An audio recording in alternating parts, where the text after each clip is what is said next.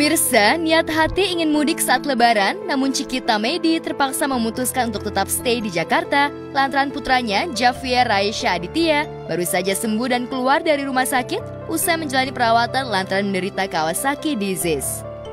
Meski tak jadi mudik, namun Cikita bahagia dan lega lantaran putranya sudah kembali aktif dan sembuh serta nafsu makannya kembali pulih. Imut loh dia.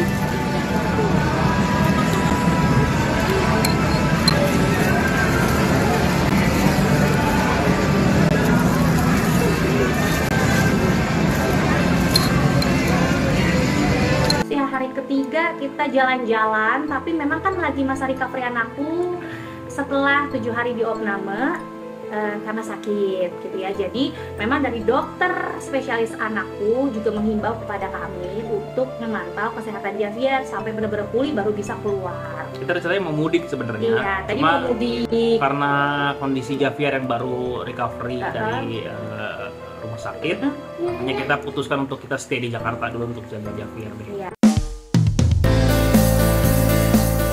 Kini kondisi Javier memang sudah berangsur membaik. Cikita bahkan sudah mengajak anaknya jalan-jalan ke mall. Kini Cikita pun juga lebih ekstra menjaga putranya agar tak lagi terkena penyakit langka tersebut. Meski sudah sehat, namun Javier pun tetap masih harus rutin kontrol ke dokter spesialis anak.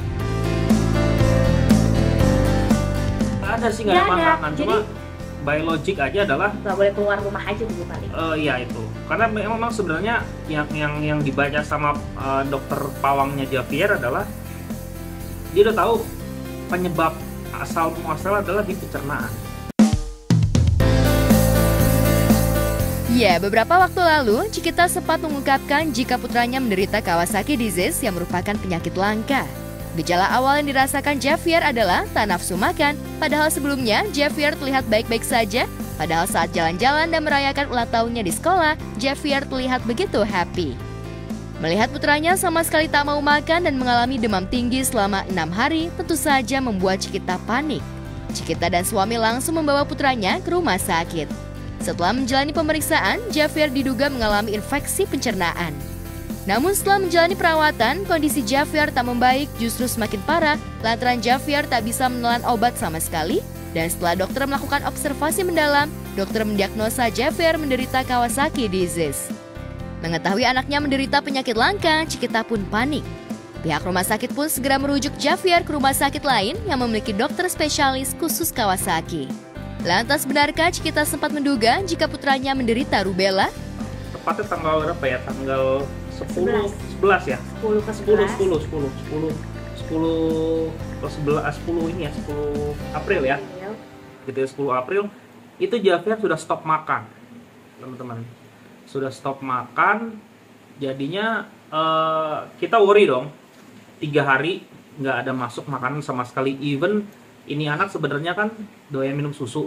Nah, minum susu pun nggak mau. Jadi nggak ada satupun makanan yang masuk makanan dan minuman yang masuk ke perut dia. Nah, dari situ kita udah mulai worry, akhirnya kita putuskan bawa ke rumah sakit. Nah, pas di rumah sakit akhirnya akhirnya mesti dirawat lah ya, keputusannya ya harus diinfus dan lain-lain. Ya sudah, akhirnya diinfus lah gitu loh. Kita di rumah sakit awal berapa ya? 5 hari ya? Iya, di tanggal 11. Jadi gini, kondisinya diawali dengan Javier demam cukup tinggi di 38 dan akhirnya dia mimisan. Javier itu langsung dicek darah. Jadi kita di emergency itu ada 1,5 jam untuk masukin infus dan dokternya juga langsung bilang ini kita ambil darah ya, gitu. Ambil darah tuh tunggu sekitar 1-2 jam ya. Jadi masuk 5:30 ya di emergency, jam 8 itu langsung dapat hasilnya dan kita langsung dialihkan ke rawat inap. Di situ dinyatakan bahwa hasil darah Javier itu didiagnosa infeksi bakteri karena CRP-nya itu sekitar 265 yang batas normalnya itu di 5 ya. Terus leukositnya dia juga lebih dari 17.000, 23.000 itu malah. Nah, itu kan menandakan ada infeksi di tubuh dia tapi bukan virus melainkan bakteri. Nah, asumsi sementara dari dokter umum ini pencernaannya kena nih. Nah, terus akhirnya di hari ketiga, keempat, kelima itu kita disuruh gini, kita dapat kabar ya bahwa dokter menaikkan dosisnya antibiotiknya dinaikin, terus obat panasnya juga dinaikin. Nah, nggak turun juga. Waduh. Sampai hari kelima, dokter mulai agak konsen ke Javier. Cuman akhirnya dia menyampaikan di hari kelima ini kondisi yang terburuk menurut dia. Jadi dia datang jam 9 pagi, terus datang lagi kedua kali, datang lagi ketiga kali. Itu seharian dia datang. Terus kata dokter, ini saya kasih obat, Pak, Bu. Saya juga bingung gimana nyampainnya. Jadi anak ini kan memang pada dasarnya dia nggak mau makan. Dan memang kelihatannya wataknya keras gitu ya. Jadi setiap obat yang masuk itu nggak rilis di tubuhnya. Udah ganti obat, naikin dosis, tetap ibaratnya kayak ya udah nggak ngefek gitu. Dan kita harus nyampain nih kondisinya bahwa yang terjadi di tubuh anak ibu bapak ini adalah infeksi bakteri yang cukup hebat. Tercenganglah kami berdua, plus juga ada mami papiku sama keluarga yang lain. Terus dia bilang, ini kalau kita diagnosa ya, Javier ini punya lidah stroberi, bibirnya merah, matanya merah, terus anaknya aktif dan marah. Terus udah gitu demamnya nggak turun-turun. Kalau demamnya lebih dari 3-5 hari, itu tandanya awalnya saya berpikir rubella. Tapi katanya kalau rubella enggak, karena ruam-ruamnya Javier tuh ada ruam-ruam. Tapi ruamnya sedikit doang, cuma di tapak kaki di sini doang, di betis.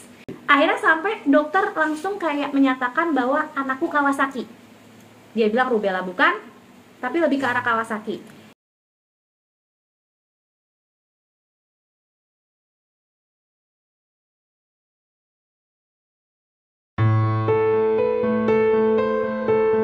Sementara itu, Susrini pengasuh Rayanza Malik Ahmad baru-baru ini mengalami kecelakaan kecil yang menyebabkan kaki Susrini terkilir dan harus diperban.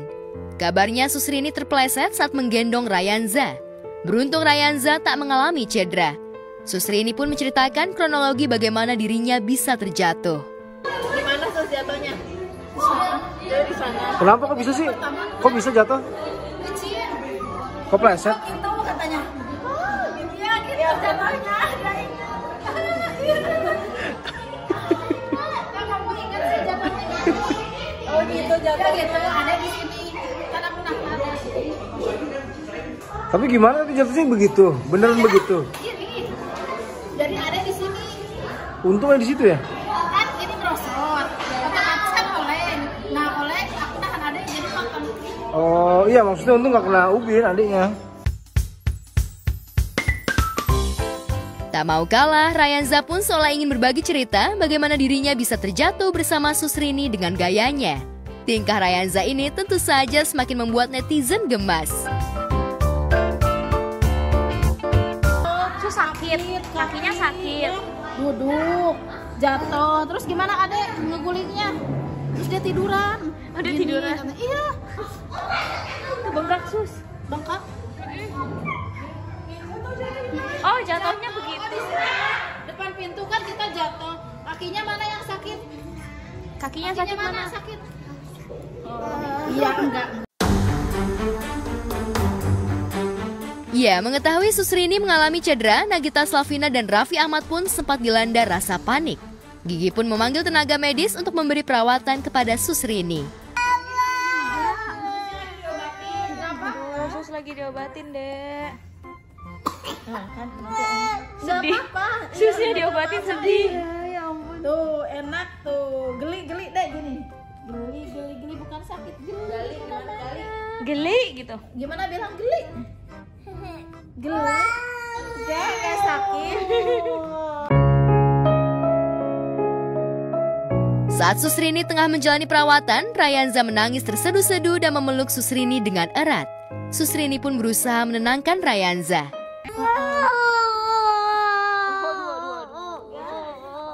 Terus nggak diapa-apain. Ya, udah. Selesai. Tuh.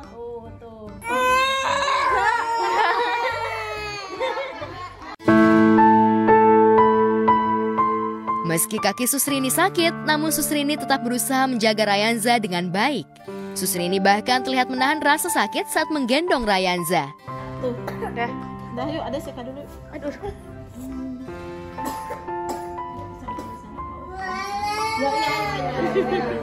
Udah, Sus. Bisa nggak, Sus? Bisa. Ya, kuat. Yuk kita sikat gigi. Mau bikin seperti itu. Mana Yunus?